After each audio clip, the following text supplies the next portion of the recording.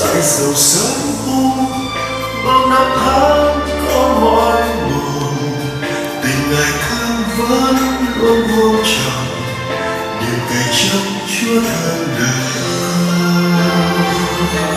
Con tin Chúa ơi, Chúa chính là niềm vui của con.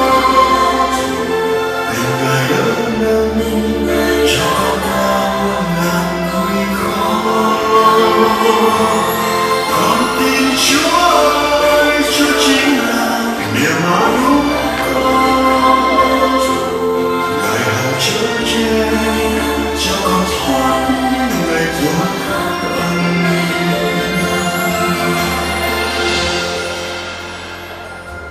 Rồi bao lo toan mà đời con sao mãi ê chề. Tình ngày hôm qua sao hôm nay tựa làm khói mây. Và tình đời này đổi thay như một giấc mơ. Con tin Chúa thương con nhiều, dù đời con đớn đau trăm chiều. Buồn đùi an Chúa là tình yêu.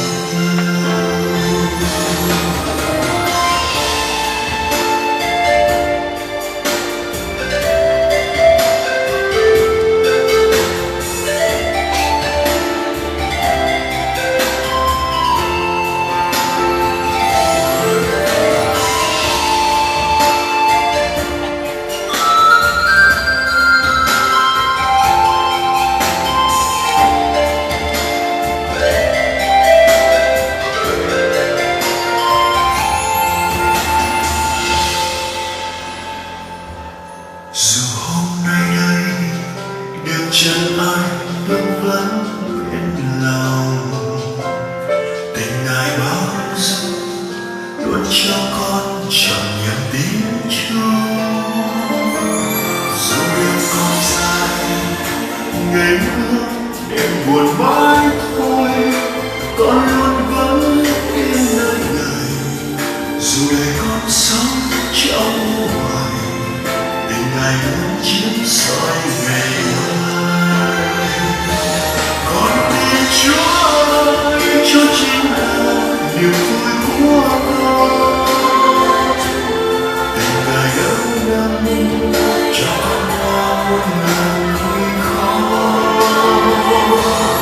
Con tin Chúa ơi, Chúa chính là niềm an ủi con. Ngài hằng chở che cho con thoát những ngày tuột ân.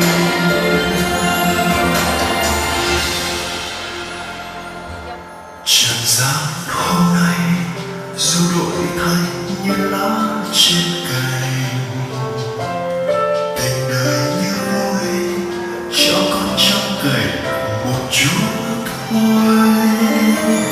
Tình Ngài nhẹ màu dìu con qua từng tháng năm, con luôn bước trong ân tình.